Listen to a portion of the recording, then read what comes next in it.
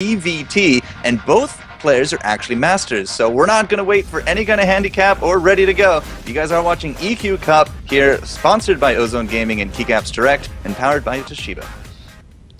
Alright, and our first map is going to be Derelict Watcher. It's Protoss versus Terran. Now this map, it can be good for drops, but Protoss, they do okay on this map. It's Derelict Watcher, as much as the hate it got when it came out, it's actually pretty balanced now. I remember all that hate when the ladder maps actually changed over, but we've seen a lot of Derelict Watcher over the season. Yeah. It's become the new Daybreak next to Belshir Vestige. Yes, Belshir Vestige. We actually had a lot of Frost last week. I think like 4 of our 6 games last week were all on Frost. That's a popular map here on the EQ scenario. But we are into the game. Go ahead and introduce our players, sir. All right, so over on the top right of Derelict Watcher, we have our green Terran from Clan MSTK. I'm going to assume that that's supposed to be Mystic. He is Nerfprotoss. Dun, dun, dun. And and over on the bottom left, we have our red Protoss from Team Love Your Girlfriend. It is Ineffable. Love Your Girlfriend. That is actually a clan that we saw last week as well. And I'm trying to remember who exactly it was. I think it actually might have been Soulsteel from Love Your Girlfriend. So definitely a few members there here in the EQ Cup. As you said, it is going to be a PVT, cross position, only 2 spawns. So we kind of know where everyone is. Watchtower is a little bit out of the way. And a lot of open space there in the middle. Yeah, Derelict Watcher, it is an extremely open map. Directly outside the natural base, it can be a problem for Protoss, especially since they won't get to use their force fields. Now, I'm guessing that our Terran player, Nerfprotoss, is happy with this because he won't have to deal with force fields as much, as he probably doesn't like Protoss too much. Well, we're not looking like we're going to do any kind of wall-off here from Ineffable. And Mistake, MSTK there from Nerfprotoss. Actually, that's part of the SC2 Mistakes clan. So I know that they've been doing a lot of the EQ Cup over this year. Yeah. So there you go. The more you know, the more power you got. Yep. And it looks like Ineffable, he's going to be opening with a pretty standard double 15 gas for Protoss. It allows you to get the gas early, allow you to get that mothership core a lot quicker, and just be safe in general in the early game. Right now, Nerfprotoss has got his SCV in here, and he's not really going to see much, because if this was Wings of Liberty, that double gas would have been like, what are you doing going Stargates or Twilight Council? That's some crazy shenanigans you got there, but no. In Heart of the Storm, it's a lot standard now. It is going to be the double gas up against the no gas here. Nerfprotoss just kind of sitting back. He is going to get himself the orbital command structure. But yeah, I mean, we got a little bit of the SimCity going on here for Ineffable, and 6 on his gas. So as he said, he should be able to get that earlier advantage. And that's going to be command center going down for Nerf. Yep. And it looks like he will be going for that Marine first. Pretty good choice. Now this command center, also rather standard here for our Terran player. Right now, it looks like he will be increasing his Marine count. Ineffable, going to be going for the Stargate there. I was curious to see what the double gas was actually going to entail. I was going to make a little bit of an assumption of Blink Stalkers, but only with the 1 gateway, and no tech going down. It will be the Stargate instead, so I would have lost that bet, Delk, unfortunately. But Stargate into what, Oracles? Probably Oracles, this map, especially with the new Oracle buff that, well, not really new, it's kind of old now, but with the Oracle buff, the Oracles will just get across so quickly.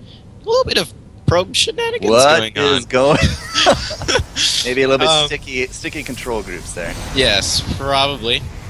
We do see the Mothership's core is out, the Stargate now finished up. And also Nerfprotoss opting to go for that quick 3rd base. He will be getting an engineering bay now because he did see the Stargate, but the Oracle's already on the way. And with that early investment into the 3rd command center, it might be just a little bit tough to get out some missile turrets or just defense in general against the Oracles. Well, I actually just took a quick look at the vision here from Nerfprotoss. I'm not actually sure he does know that it is going to be a Stargate. I only saw the 1 pylon. So yeah, he actually has no idea that that's going to be coming through. Yeah, that's true. It's true. Now, he does have that engineering bag. Gonna be throwing down the missile turret anyway. Such a badass. What else can you do with 6 gas that early on? As I said, I would have assumed Blinkstalkers, but that's why I'm not Masters. If these guys can see 6 gas early and no continued aggression, then yeah, I mean, what else is there to do? Well, you could go into the Robo Bay, but up against a Terran who's likely going to be bio. I mean, it's going to be a while for the Colossi, so that leaves us with missile turrets, and one-on-one, it's better to be safe. Yep, the Oracle's going to be coming in right now. It does have quite a bit of energy here. It's going to be throwing down that Pulsar Beam, but the missile turret's already here. The Oracle going to have to run away, trying to micro in to get another kill, but it's looking pretty difficult now. We'll be able to pick off these SCVs building barracks, but other than that, this Oracle's not going to be able to do too much. Energy is draining away. Did get a few kills. The missile turret, not exactly the prime location in terms of covering the entire mineral line, but it has deterred enough, and Oracle's just going to go home with 3 kills. Now, on top of that, we do have the triple command center. Nerfprotoss feel like almost being really extremely greedy with this build, but as you did say, double barracks is now going to go down on top of that, and he does have his double gas. He kind of needs to fill up that second refinery. I'm not sure he realizes that it actually dropped one of the SCVs, but Void Ray is now going to be on the way for Ineffable, and I mean, he can just use the Oracle now for scouting purposes. Yeah, and especially with that Revelation ability, as it builds up more energy, it'll become more and more useful. Especially, I feel that when you can just, like, go in and then snipe a Revelation on Medivacs or SCVs, then it becomes so useful for the next minute, because they can't drop you, because it's going to be seen, like, immediately. So, using that Oracle, especially with late-game purposes in mind, is very, very smart. But right now, it looks like Ineffable also going to be continuing and creating Void Rays. Mm-hmm. Yeah, we're up to double Void Ray to join the Mothership core there in the air. We do got double or quad gas now for Ineffable, but he actually isn't using those either. I'm looking at that Oracle, again, just kind of darting in and out, using its shields and energy. Up to 5 kills now, and Starport, funny, is going to go down here for Nerfprotoss, so probably going to see some Vikings fairly soon. Yep.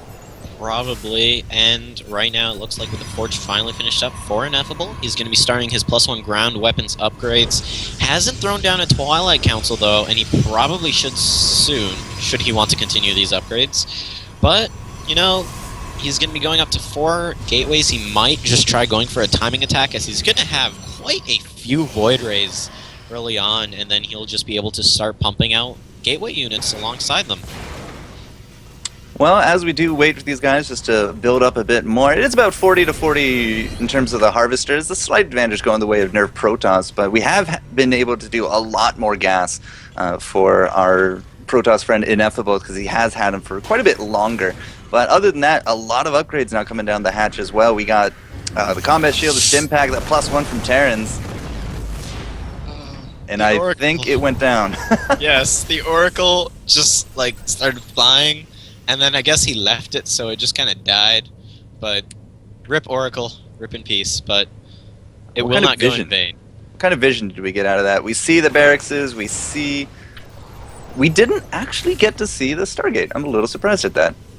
I mean, it's probably assumed at this point since it is mass bio, but yeah. A little surprised you didn't actually get to see that. So either way, you know, we are going to get this bio ball rolling. We did move out from Ineffable. He's going to throw it on the pylon, and 5, 6, wow, 7 warp gates ready to go. So a little bit of a tech switch into Stalkers, it seems.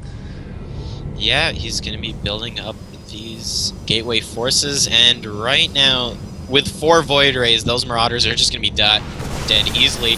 Here it comes. Okay, Force Field's going to be sectioning the army very well. Going to be able to kill a lot of bio there with only 2 Medivacs. Not a lot of healing is going to be going on, and these Void Rays still have their Prismatic Alignment available. So right now Ineffable, he's in a very good spot.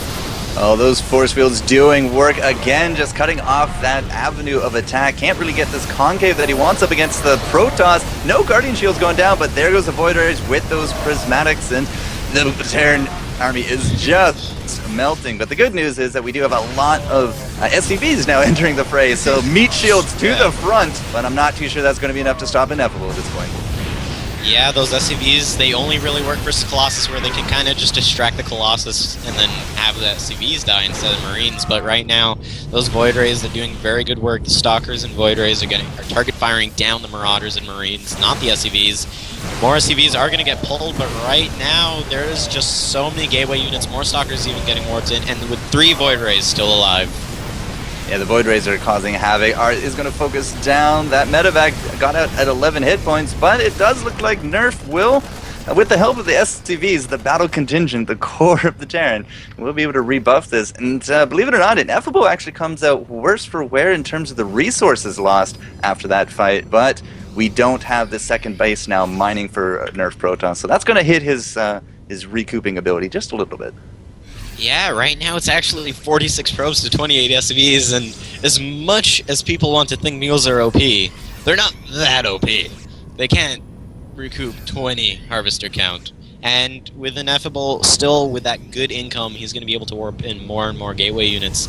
Right now, here's attack number 2 from our Protoss player.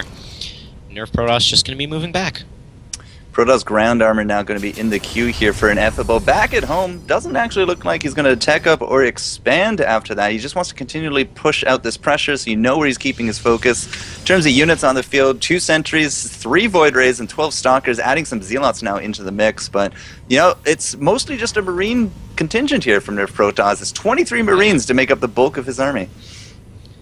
Yeah, and I guess his train of thought is, oh, there's Stargate units, I should probably get a lot of anti-air, and that's not a bad idea, but when there's such a huge ground army for the Protoss as well, you want to have those Marauders, and it looks like with just a little bit late concussive shells, and it's going to be kind of tough to face this army. He does have +1, so they are even on upgrades, or actually +1 armor just finished up too, so Ineffable going to be moving in.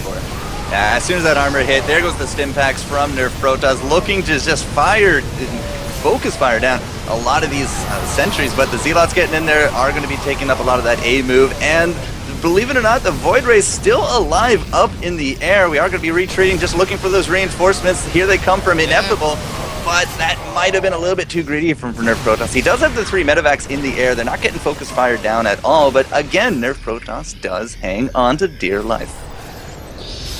Yeah, and with +2 weapons about to finish up and +1 armor, it's going to start becoming a little bit easier for him to stabilize in this game here. More Zealots are getting warped in, and with only 1 Void Ray alive, he's going to go in again. If he can't make this next attack and possibly the one afterwards work, then he won't be able to win this game. He is all in right now. 21 Marines and counting, still only about 9 Marauders, but again, just Ineffable kind of losing out the resources lost battle. He might be able to recoup his losses a little bit quicker here than Nerfprotoss, but there's something to be said for those quick and dirty, cheap units, those Marines coming out from Nerfprotoss. They are literally the only thing keeping him in this fight, and in fact now Nerfprotoss actually does have the supply lead. He's going to move out and take out these proxy pylons, and Ineffable has now got to kind of reconsider his strategy. Yeah, Ineffable going to be taking a 3rd base there, but Nerfprotoss already has that 3rd orbital command center from way back in the early game. So right now, he's actually in a very good position compared to his Protoss opponent. After that all-in, it pretty much didn't work. It worked a little bit, but Ineffable just gave Nerfprotoss a little bit too much time to stabilize, and now there is Bio coming all the way across the map. The harvesters have equaled out. In fact, the resource collection rates on the income tab are pretty much neck and neck now that we do got 3rd bases going out. Unfortunately, we'll get scouted here. Ineffable will very likely cancel this out if he's paying attention. And there we go. It does get canceled. And here comes the army to cut off those reinforcements, but this could not work out for him.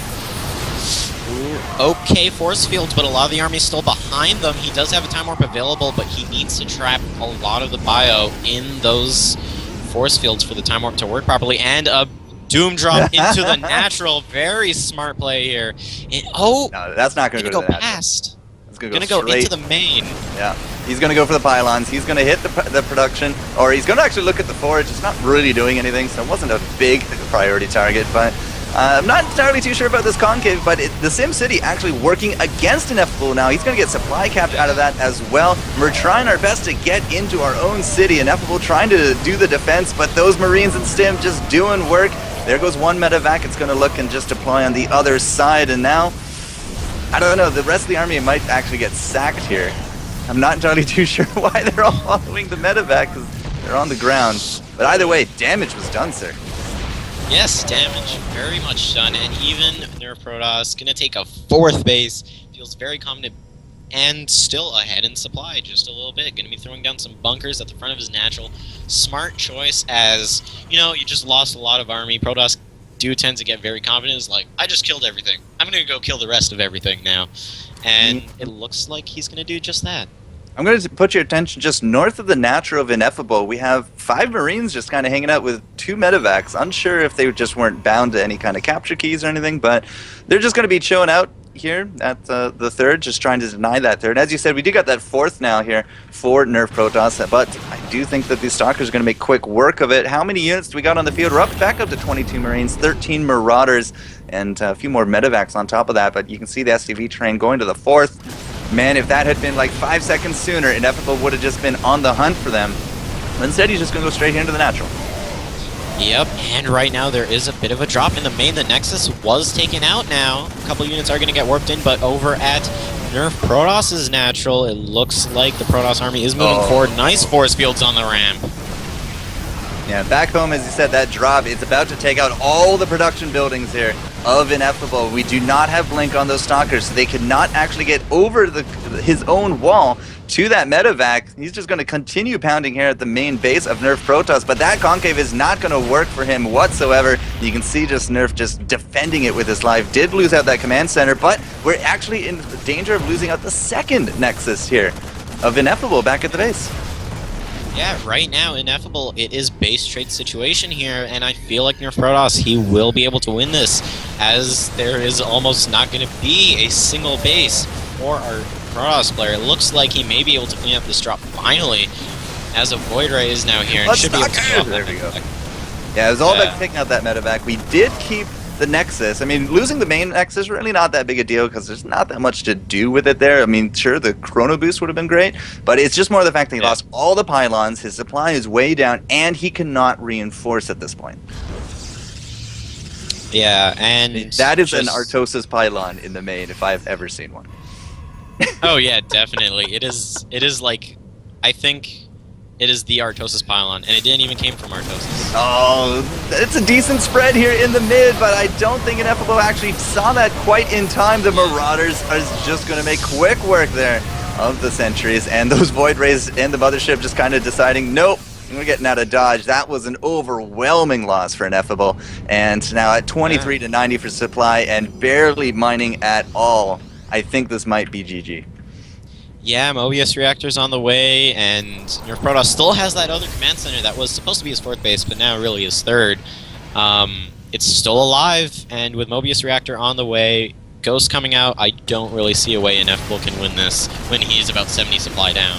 Hello, Artosis pylon, and goodbye production capabilities yet again. Double Void Ray is just going to try to defend against the Marine invasion. Might take out all the Marines.